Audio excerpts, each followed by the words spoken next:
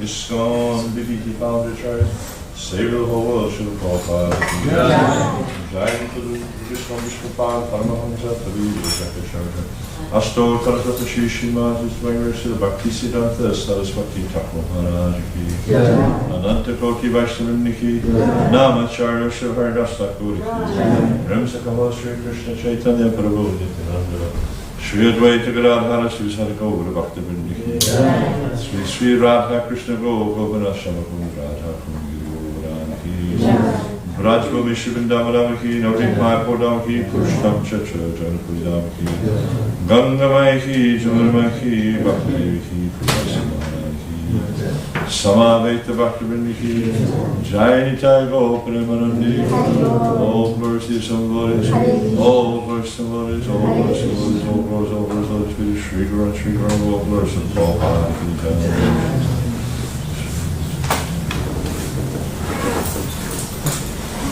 Om Namo Bhagavate Vasudevaya. Om Namo Bhagavate Vasudevaya. Om Namo Bhagavate Vasudevaya. Om Namo Bhagavate Vasudevaya. Om Namo Bhagavate Vasudevaya. Is it 33, I think? Yeah, 33. Yadyapi Aso Ashva Gato Raho Gatas Yadyapyaso Parshvagato Raho Gatas Yadyapyaso Parshvagato Raho Gatas Tatapi Tashyangri Yugam Navam Tatapi Tashyangri Yugam Navam Tatapi Tashyangri Yugam Navam Yapi Asho Parshvagato Mahogatas Tatapi Tashyangri Yugam Navam Pade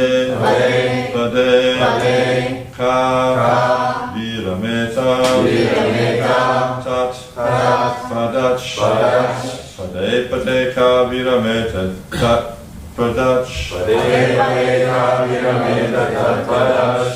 Pade Ka Virameta Tat Padach Pade Ka Virameta Tat Padach Salapi Yach Shri Na Jahati Kahichit Salapi Yashri Na Jahati Kahichit Salapi Yashri Na Jahati Kahichit Pade Ka Virameta Tat Padach Chalapi Yashri Na Jahati Kahichit Yadyapyaso Parshvagato Raho Gatas Tatapi Tashyangri Yugam Navam Pade Ka Virameta Tat Padach Chalapi Yashri Na Jahati Kahichit Yadyapyaso Parshvagato Raho Gatas Tatapi Tashyangri Yugam Navam Pade Ka Virameta Tat Padach Chalapi Yashri Na Jahati Kahichit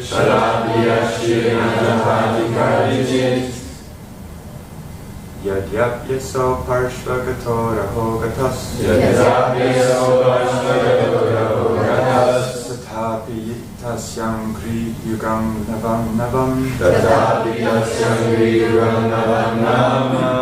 Pade Ka Virameta Tat Padach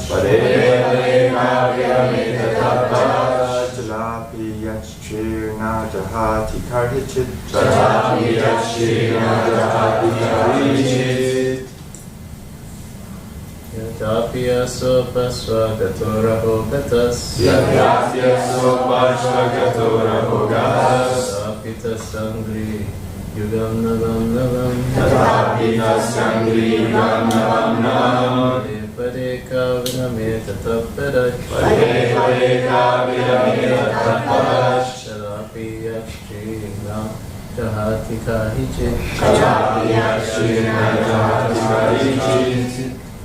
Yadyapi aso parsvagatora hogatas. Yadapi asopasvagatora hogatas. Tatapi tasangri yugam navam navam. Tatapi tasangri yugam navam navam. Pade pade kavirame tatadvarak. Pade pade kavirame tatadvarak. Tatapi yakshena jahati karhichit. Tatapi yakshena jahati karhichit.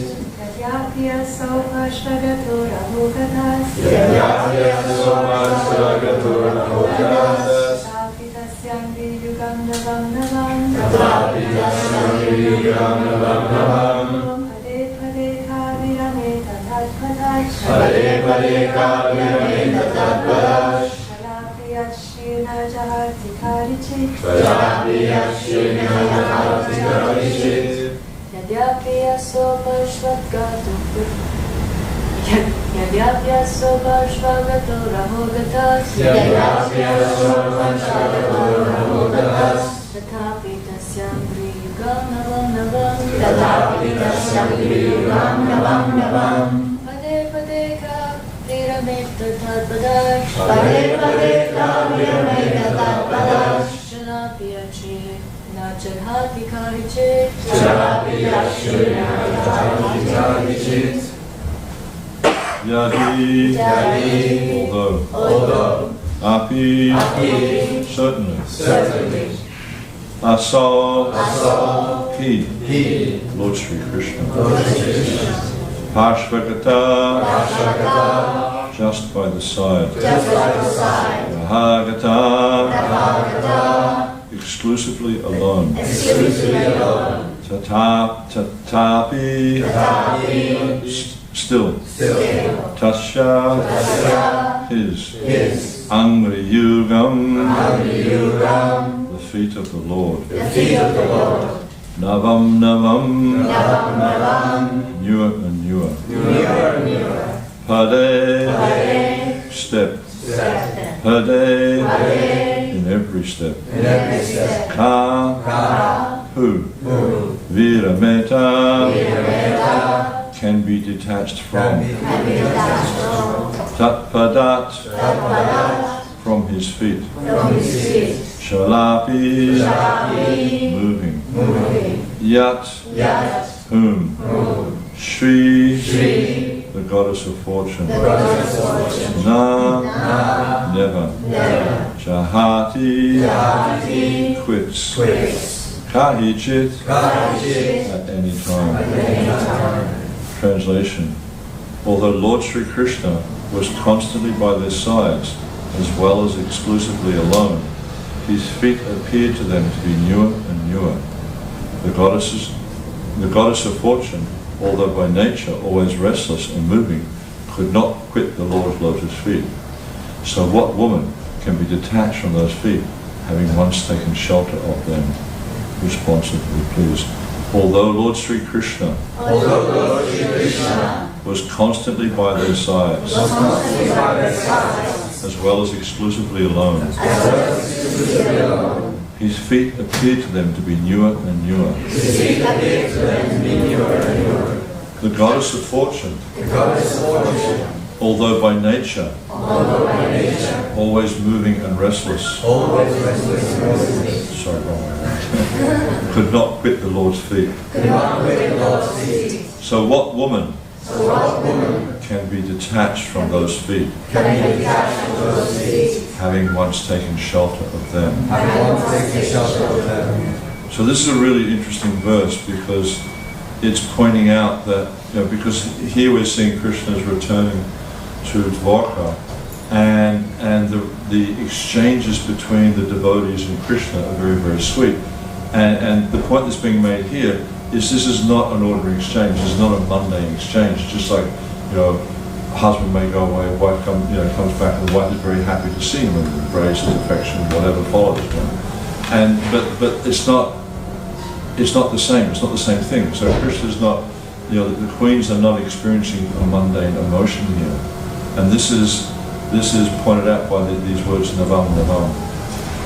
And I'll explain that in a little while. It's really interesting. As I say, explain.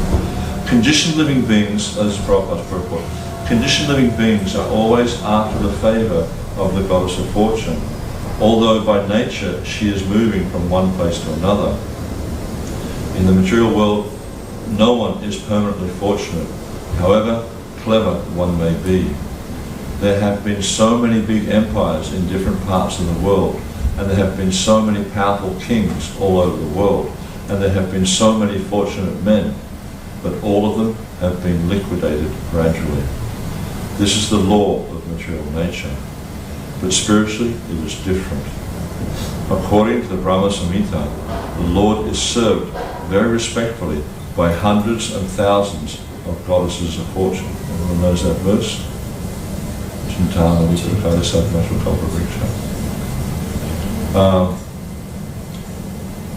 They are always in a lonely place also with the Lord, but still the association of the Lord is so inspiringly newer and newer that they cannot quit the Lord for a moment, even though they are by nature very restless and are moving about. The spiritual relation with the Lord is so enlivening and resourceful that no one can leave the company of the Lord once having taken shelter of Him. The living beings are by constitution feminine by nature. The male or enjoyer is the Lord, and all manifestations of His different potencies are feminine by nature.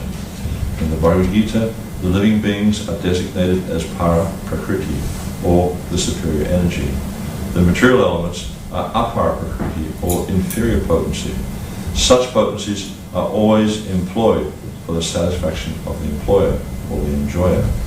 The supreme enjoyer is the Lord Himself, as stated in Bhagavad Gita 5.29. The potencies, therefore, when engaged directly in the service of the Lord, revive the natural colour, and thus there is no disparity in the relation of the potent and the potency.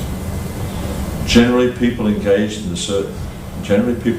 service are always seeking some post under the government or supreme enjoyer of the state.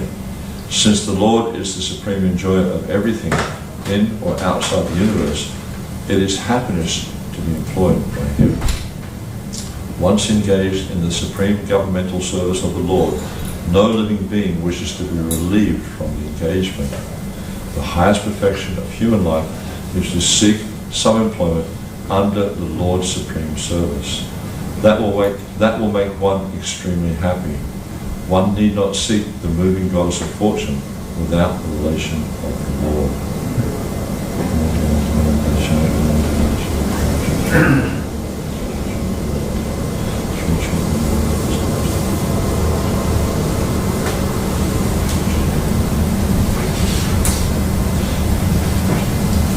So there's so many amazing points that are brought out by Srila Prabhupada in this purport.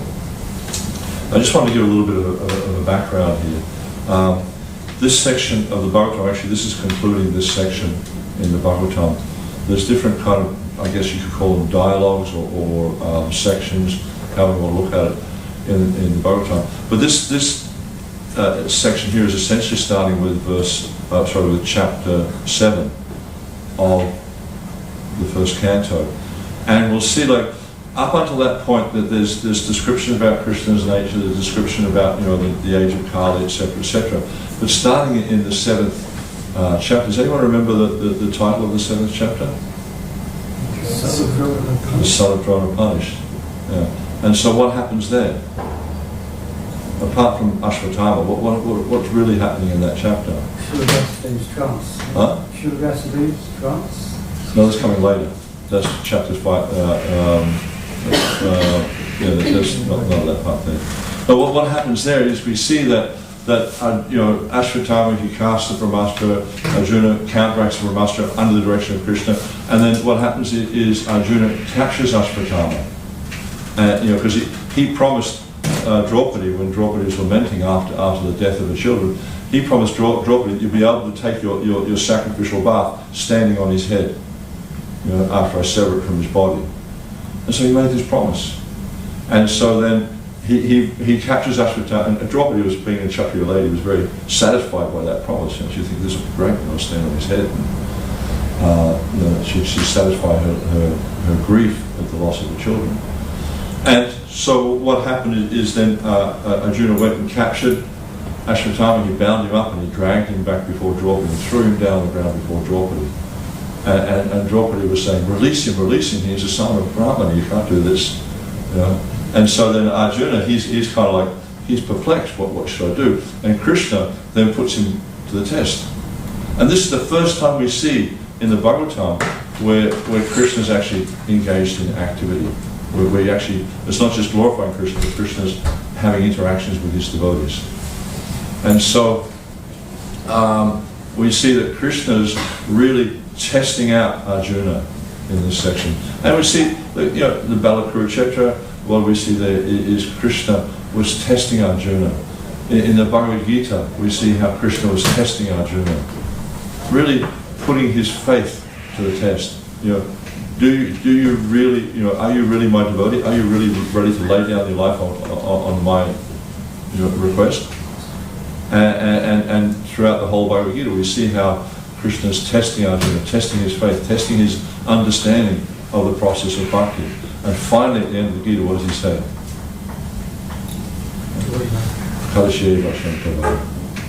I'll do what you say. He just surrendered completely. By your mercy, I understand. It's really good because he's not thinking, it's because I'm intelligent. He's not thinking because I've understood this science. No, by your mercy, now I understand what to do, and I'll do what you say. So we see how Krishna's constantly testing Arjuna, testing his faith, but also testing his intelligence. So, and we see, because Draupadi is saying, no, you can't kill him. He's promised Draupadi, I will kill him, I'll cut his head off and you can stand on his head and take your bath. So then Arjuna becomes confused, and then Krishna says, so what are you going to do? You promised Draupadi you're going to kill him, but you can't kill the son of Brahmana, etc., etc. And Draupadi gave many, many different reasons to Yudhisthira why he shouldn't be killed. Very, very intelligent reasons why he shouldn't be killed. And then, so what does Arjuna do? He takes his sword and he chops off his head. Yeah, the jewel on the top of his head, which is considered to be as good as cutting off the head. And then, so that was the 7th chapter. What happens in the 8th chapter? Yeah, the prayers of Queen Kunti. So what happens is Krishna's about to leave. So here he's left now. This is coming a bit later.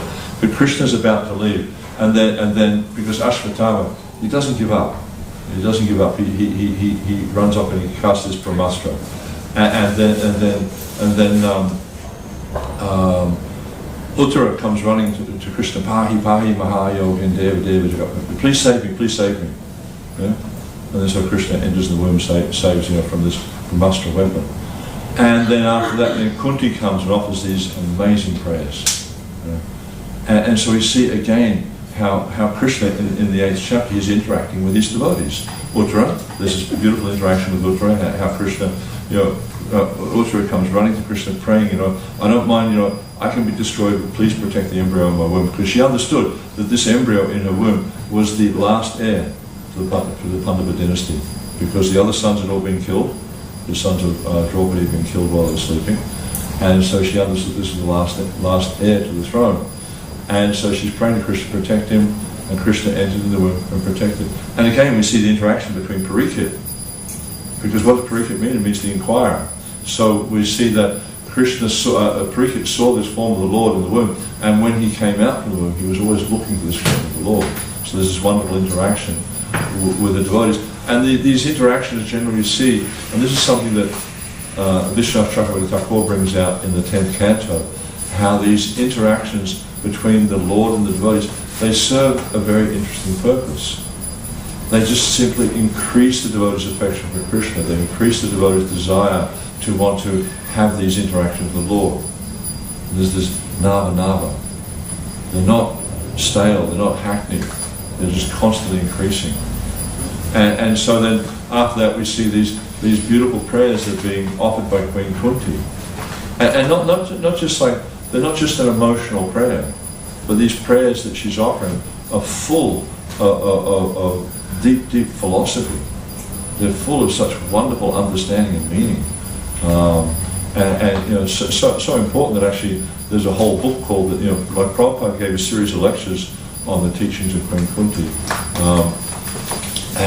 These lectures were actually taken by the BBT and turned into a book. And Prabhupada at one point he said that Kunti is our Acharya. Such a powerful presentation that Prabhupada was very moved by these prayers. And then so chapter 8 is the teachings of Queen Kunti. What's chapter 9? Huh? Passing of Bhishma. Very, very wonderful event that happened.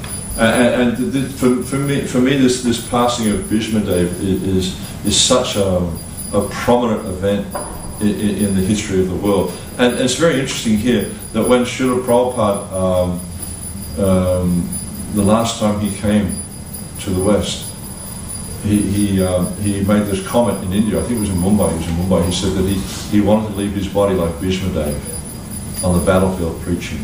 Yeah? So then he came here to England, and you know, so he could be with his disciples, but also so he could be preaching. And we see that Prabhupada was presenting the philosophy of Krishna consciousness right up to the very last moment. So this is the example of Bhishma, that right up to his last moment, he was presenting Krishna consciousness. And we see that, you know, there's a nice story there in the Mahabharata, how, you know, Yudhisthira came into Krishna's room because Krishna was at that time still staying in Hastinapura. He stayed there for quite some time. Like the war went on for 18 days, but then he stayed for some time after that, like many months. And he came into Krishna's room, and Krishna was absorbed in meditation, so Yudhisthira was waiting, and then when Krishna came out of his meditation, Yudhisthira asked him what he was meditating on. So I was just thinking of Bhishma, and I think it's time that we should go and see him. And so that they went to see Bhishma, and you know, I won't tell the whole story, but it was really very interesting.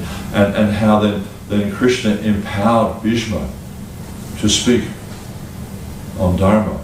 And it was understood that Bhishma was departing, so all the great personalities in the universe, from all over the universe, they came to hear Bhishma speak.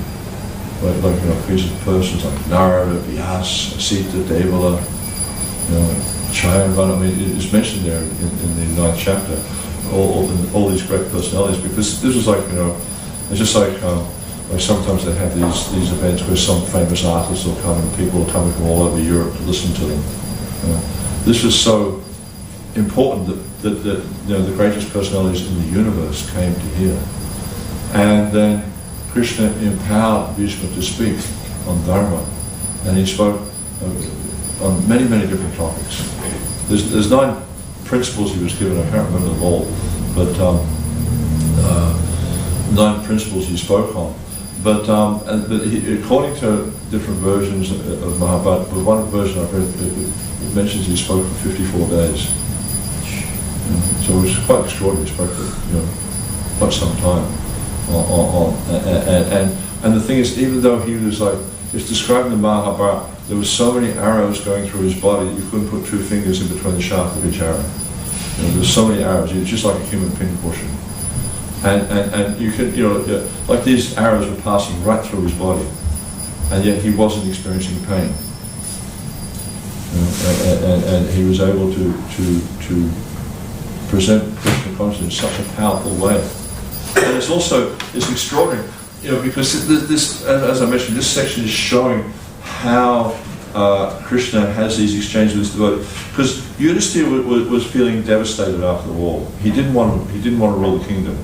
Vyasadeva came there. You know, we know who Vyasadeva is, Mahamuni. He's the presenter of the Bhagavatam. So obviously he understands philosophy, he understands the science of Krishna consciousness. There's a verse in the Chaitanya Charitamrita where it says, Aham ve sukho ve vyasaveti naveti ba bhakti ba, I can't remember that song. But then it said, Aham Vedmi, like Lord Shiva saying, I know. Sukho Vedi, Sukadeva Goswami, he knows. Vyasadeva, maybe not, I'm not sure if he knows this or not. But on the whole, the science of bhakti can only be understood through devotion. But Vyasa is a great personality. And so, he couldn't convince Yudhisthira Maharaj that this was Dharmic war. He couldn't convince him that there was no reaction for it. Because Yudhisthira was just thinking, I'm such a simple person. I've killed all these millions of people just so I can be the king. And so he was really struggling with that. And Vyasa couldn't convince him. Krishna himself tried to convince him that no, it was okay, it was my desire that this happened. But still Yudhisthira couldn't be convinced. Can you imagine that? Krishna himself couldn't. Does that mean that Krishna doesn't know the science of bhakti? He doesn't know the rules of dharma? Is that what happened here? But actually what was happening, because he wanted to glorify Bhishmadev.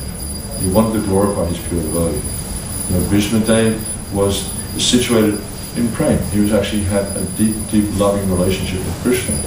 He wanted to glorify him. So therefore Krishna made this arrangement that Yudhisthira would go and speak with Bhishma, and Bhishma would convince him that he should rule the kingdom. So we see how there's this beautiful exchange between Krishna and his devotees. And then in the 10th chapter, what happens? Krishna departs for Dwarka. And then we see how all the residents of Hastinapur, they're immersed in these feelings of separation. I was talking about how all the ladies are up on the rooftops and they're offering all these prayers to Krishna, and glorifying him for this, and then all the Pandavas and the different leaders of the society that come out and they're seeing Krishna off, and they go with him.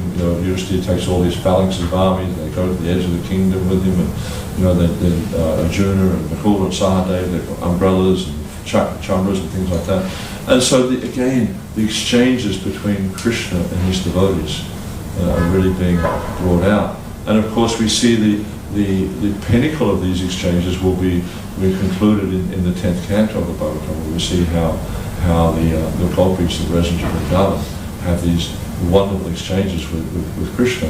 And now we're seeing that Krishna's arrived in Dwarka, and he hasn't been in Dwarka for many months.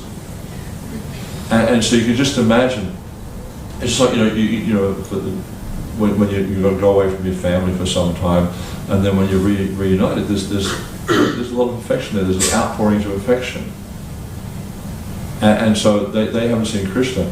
But Krishna, again, he's not an ordinary person. It's the Supreme Personality of Godhead. He is the object of their affection. He is the only object of their lives. And we see here how these words, as I was saying before, these words Navam, Navam, they're very significant in this verse, because they're actually showing how these exchanges between Krishna and the devotees are not ordinary. They're not, because it's just like,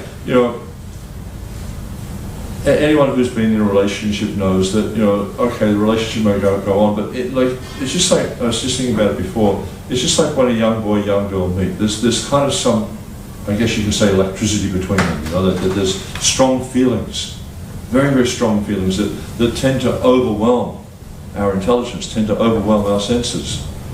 But you'll find that as the relationship goes on, it dwindles, it reduces. But the relationship with Krishna is the opposite. And this is how we can understand where we are at in our relationship with Krishna also, because as I was saying, in a relationship, especially young man, young woman, they meet, and these feelings are just like overwhelming. The butterflies and all this in the heart and all this sort of stuff, they're overwhelming. And when we develop this relationship with Krishna, this also happens. These feelings come up, but they don't diminish. They keep increasing and increasing and increasing. I've just been reading in my evening readings, I read from the Chaitanya Charitamrita. So I've just been reading I think I just finished the 15th or the 16th chapter of the Antya Lila, and it's talking about Lord Chaitanya's ecstatic feelings for Radha and Krishna. Like there's this sand dune, I can't remember the name, it's called something Parva in Jagannath Puri, and Lord Chaitanya, he saw the sand dune and he thought it was Govardhan Hill. And just the emotions that he manifested when he saw this hill. And he becomes unconscious. He just loses external consciousness because he's becoming overwhelmed by these ecstasies of remembering Radha and Krishna and their pastimes. So the point is like, as one goes on in the process of bhakti, and as our relationship deepens, rather than losing that enthusiasm, rather than losing that taste, it just grows and grows and grows to the point where you become overwhelmed. You cannot actually control the effect of that relationship. And we see this is what was happening with Lord Chaitanya, is he was just becoming completely controlled. He just actually lost all control, and he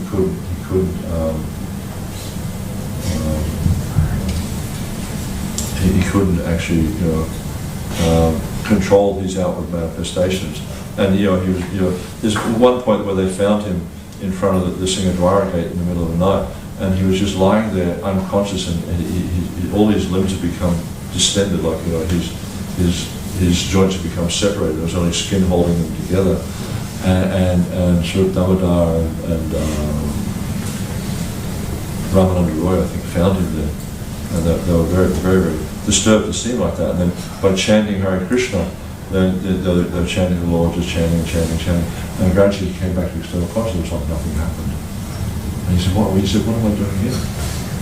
And then Sri Damodar said, I'll explain it to you when we get back to Gambhira. And so he explained it to him. Lord Chaitanya was shocked. How could this happen? So it just lost all external awareness of what was happening. And so just the nature of the queens here, because of their ecstasy, or because of their deep ecstatic feelings and ecstatic love that they feel towards Krishna. And Vishwanath Chakravarti Thakur, he describes how the emotion they're experiencing is called anuraga. So anuraga is one of the manifestations of ecstatic love. And this is why, for them it was feeling newer and newer. It's just like, anything we experience in this material world, it's like you get a new car, you get a new house, you get a new computer, whatever it is, When you first get it, it's like, wow, I've got a new computer, I've got a new house, I've got a new, whatever it is, And you think it's fantastic. You think it's the best thing you've ever had. But then as time goes on, you start to see all the defects. You start to see, there's a crack here, or this doesn't work like that, or the car squeaks, or whatever. That's the nature of everything in the material world. And this story here is contrasting so much the difference between material life and spiritual life. How the residents of Dwarka, they're just in ecstasy seeing Krishna. And like the more they were engaging in relationship with Krishna, the more that ecstasy is increasing. Not that it becomes diminished. And it's really nice here, I was thinking about this yesterday, how in this chapter it's showing a number of different things. It's showing very important elements of Vedic culture also. Because we'll see earlier on, I can't remember what verses it is, I think maybe 14 or 15, when 30. The city gateway, the household doors, and festooned arches along the roads were all nicely decorated with festive signs like plantain trees and mango leaves, all to welcome the Lord. Flags, garlands, and painted signs and slogans, all combined to shade the sunshine. The highways, subways, lanes, markets, and public meeting places were all thoroughly cleansed and then moistened with scented water. And to welcome the Lord, fruits, flowers, and unbroken seeds were strewn everywhere. In each and every doorway of the residential houses, auspicious things like curd, unbroken fruits, sugarcane, and full water pots with articles for worship, incense and candles were all displayed. So they know that Krishna is coming. So they want him to be. It's just like when you do an installation, or when you do what they call gata stapana, when you install a pot. You do these different mudras and stuff. So the first, please come, please stay. So the idea is like you want the Lord to stay. That He's arrived. You want Him to stay. It's just like we just finished teaching worship of Bornitaya in New York, and in the beginning of the worship, the first thing you do is you offer Krishna a seat. Then the second thing you do is you offer Him sweet words. So that, okay, He's arrived. You want Him to stay there, so you can worship Him. You want Him pleased to stay. So the residents of Dwarka, they're making all arrangements there to please the Lord, so He'll stay there. Because why? Because He's the Lord of their heart. He's the most dear person to them, and they want Him to stay there. And so they can have ongoing exchanges. And you'll see also that all the things that the residents of Dwarka are offering are natural opulences.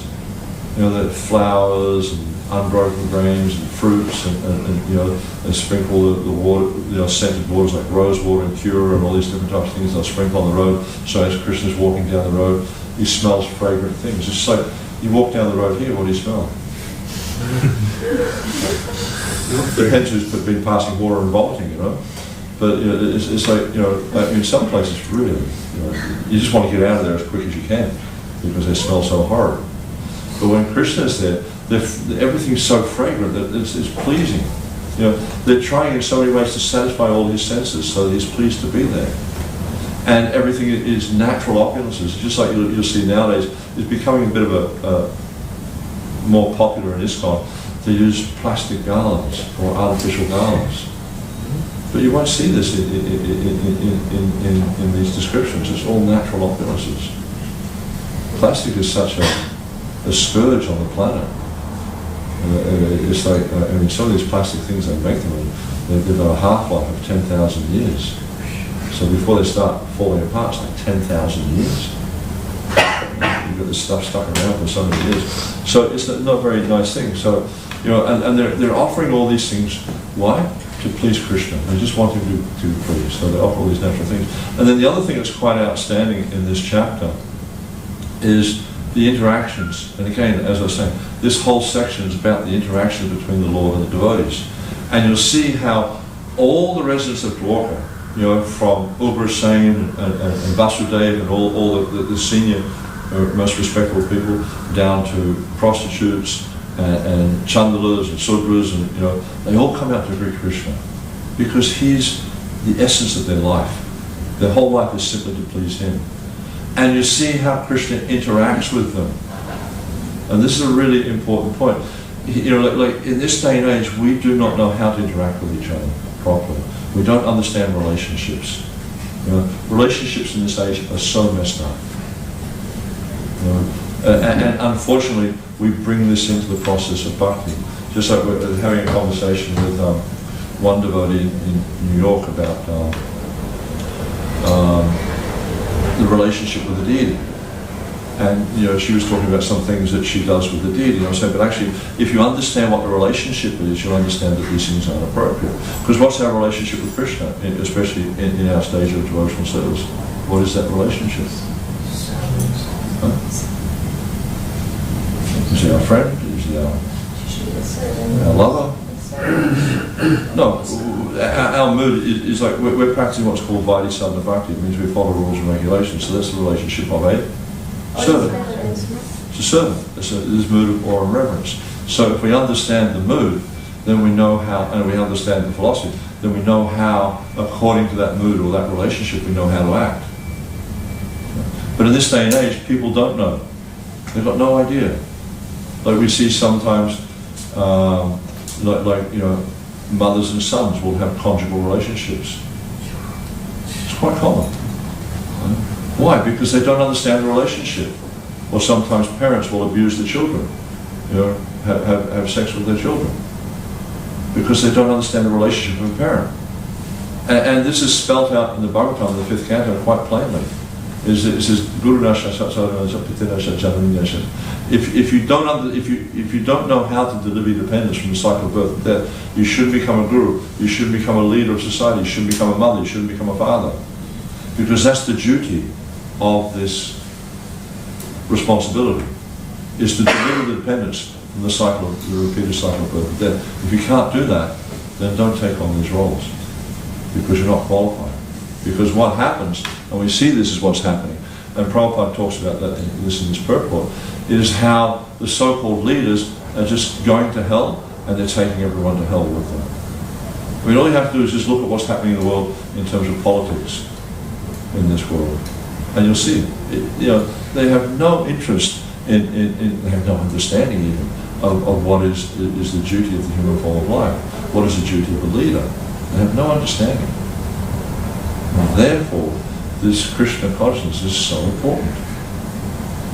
It's so important to spread Krishna consciousness because people do not know. This is Nate Vidu Svatikatim Krishna. They don't understand what the Svatikatim, the supreme destination is, or their own destination, the most beneficial destination. They don't understand that it's to attain Vishnu, Krishna. They're thinking that it's just to enjoy the senses as much as possible. And as a result, we see that people are dissatisfied because they're trying to experience this material satisfaction. But the thing is, there is no such thing as material satisfaction. It's temporary, it's short-lived. You get something new, or you have some new relationship, and for some time it goes on. But it dwindles, it diminishes. That's just the nature of everything in this material world. It just vanishes eventually. But the spiritual relationships are ever increasing. And this is the Anandam Buddhi Vardhanam, this ever increasing ocean of bliss, as Lord Chaitanya explains in Shikshastika. So by cultivating the process of bhakti, we will in due course of time. And it's not, you're not going to immediately experience it because it takes a degree of significant purification before we get to the point of perceiving our actual self. Because right now, at least I can talk for myself, right now what I perceive is the conditioned self. All the conditioning that I've experienced over countless lifetimes. This is what's present for me. But through the process of bhakti, I will destroy the anarthas, I'll remove all this conditioning, and I'll come to the point of understanding who I really am. And when I get to that point, then the relationship with Krishna really starts to blossom. And this is what we're seeing here, is these residents of Dwarka. They are in relationship with Krishna. And when you get to that point of being in an actual relationship with Krishna, you can never give it up. It's not possible. It's just like trying to give up breathing. How can you give up breathing? You try and hold your breath, and what happens? Maybe a minute you can do it for. What about a minute and a half, 2 minutes? When I was young, I used to swim a lot. I used to be able to go almost, not quite all the way, but almost from one end of the 50-meter pool to the other, underwater. And then when you get there, you sort of burst up like that. You sort of big breath. It's like you almost die. And that's what it's like when one actually develops this love for Krishna. It's more vital to you than the very breath. You can't give it up. But right now we see, I was reflecting on this in the purport here, we see that people come to Krishna consciousness and they go away. Why? Because they haven't really tapped into this relationship with Krishna yet. They're on the path and they're making some progress, but until when we get to the point of experiencing that loving relationship, we can never do it. Not possible. Okay, there's a lot more I can say. There's so much in this book, a lot more could be said about it. Any questions, comments?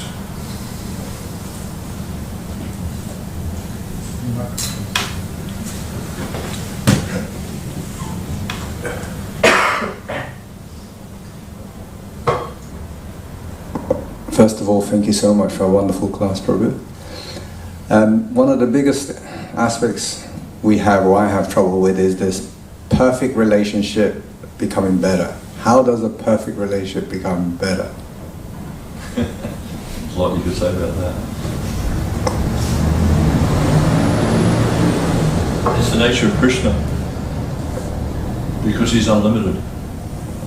The natural relationship with him has that potential to be unlimited. And you know, Krishna's beauty, Krishna's glory, Krishna's everything is constantly increasing. But when you get there, you'll understand. The thing is, like with a material mind and senses, how can you understand transcendental? You know, that's why you see like analogies like Prabhupada, somewhere that we were recently meeting, someone was discussing the color of Krishna. I think ISKCON was giving a class on it. And it's like, you know, you see there's like these analogies are given in the scriptures, like the color, the hue of a blackish rain cloud.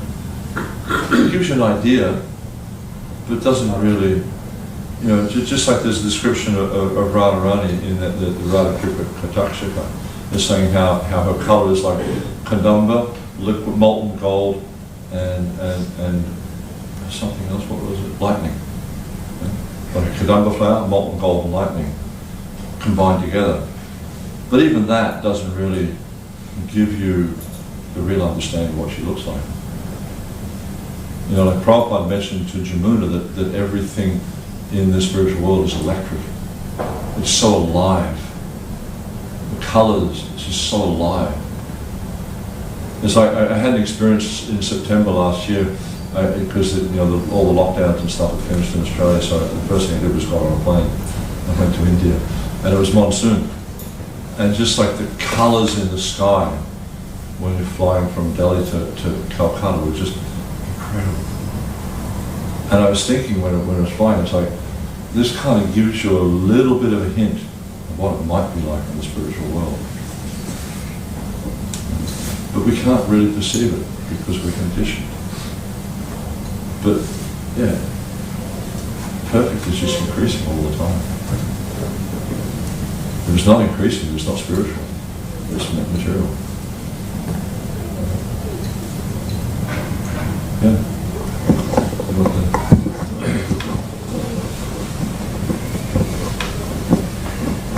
Hare Krishna, Prabhu. Well, I have a question based on this relationship with Krishna, because we read there are different levels of realization of who Krishna is. I guess, well, I was reading in Bhagavatam, this is the Narada Gita, right? It's like, he says, I am this, I am that, the opulence of Krishna, and he is the best of everything. But at the same time, he's in every atom, so he's also, we're told to see Krishna in absolutely everything and respect everything as devotees, so to love this whole world. How do we apply those different types of seeing, you know? The first is that, oh, Krishna is all glorious, so all the good qualities in the world are a representation of him. But at the same time, we shouldn't reject the negative things, because that's also Krishna in a way, because he's within that, and that's in him. So how do you balance it? Prabhupada talks sometimes, he mentions that there's some attractive forms of Krishna and some not so attractive forms of Krishna. Just like you know, I mean, the intention of the devotee is to try to engage everything in Krishna's service. But, you know, I mean, you don't experience it here so much. Where I live, there's quite a lot of snakes. And some of them are very poisonous. There's one, we have like a like a brown snake there, which is probably the most poisonous snake in the world. So how do I engage that in Krishna's service? I don't touch it, you know, because I'll die, you know? But we respect this as Krishna's energy. You know, we understand this is you know, this is part of Krishna's creation. And everything in creation has a purpose. You know, so we just see it coming from Krishna. So, you know, the idea is not to exploit things for my own purpose. To understand that it's all coming from Krishna, and it's, you know, it's there for his enjoyment, and to engage it. But you're talking about relationship, and this is one thing that's also quite interesting in this section. We see how Krishna interacted with every person according to their stature.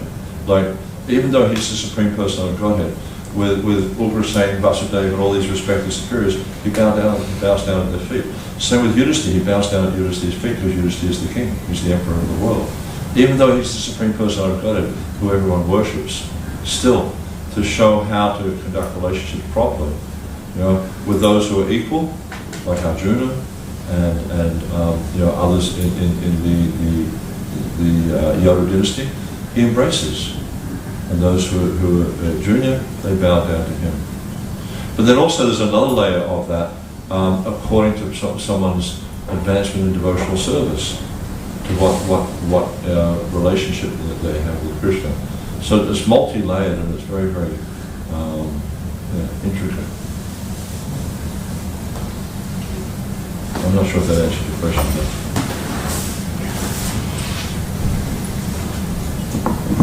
Hare Krishna. We heard that our relationship with Krishna never wears out, and it always stays fresh, newer and newer. How do we explain this common experience, especially amongst new devotees, of having an initial burst of enthusiasm, which then kind of like wears off? How do we explain that?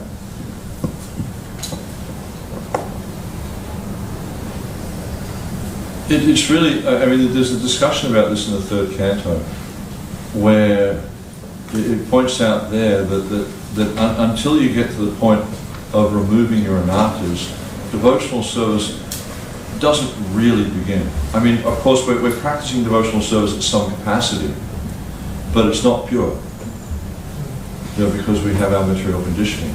And this is the point I was making before, once you experience this actual relationship with Krishna, you can never give up devotional service. It's not possible. Because it's more dear to you than your very life. Because it is your very life. This relationship with Krishna is the essence of our existence. But we don't realize that right now.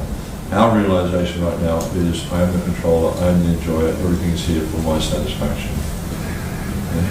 And we see that in everything we do, in all the relationships we have. As long as the relationship is pleasing to me, then I'll pursue it, I'll put effort into it. As soon as the relationship is not pleasing to me, as soon as I can't exploit the relationship, I'll give it up. This is material.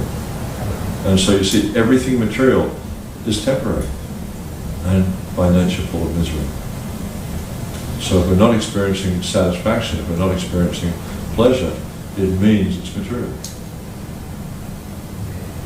And we have to work diligently to try to give up these anarthas, because when we give up the anarthas, when we give up the impurity, then we'll find that the relationships with Krishna becomes much more alive. And a really interesting thing, I was listening to this class that Prabhupada gave in 72 in Ahmedabad. It was December 13, 1972, on Bhagavad Gita 7.1. Bhagavad Gita 7.1 is an important verse. Prabhupada gave class on that verse more times than anything else. He gave 18 or 19 classes on that one verse. And in this class, Prabhupada started to talk about deity worship.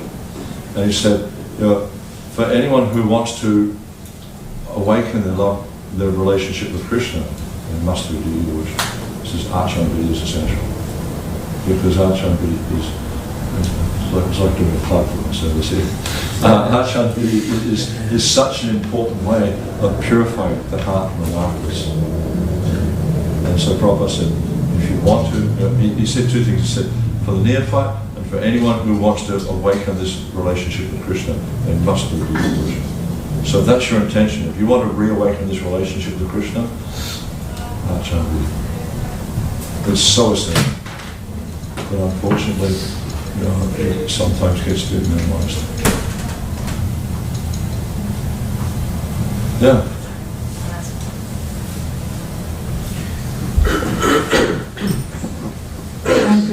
So does that mean that the transcendental experience can be somewhat translated into our material experience, just to a small degree, by our devotional practices, like associating with devotees in the right way, following the regulations and, you know, deity worship. So these are things we can experience and we can make sense of and gradually develop that transcendental consciousness. Because I guess, But because it's connected to Krishna, it's transcendental. Nothing connected to Krishna is mundane.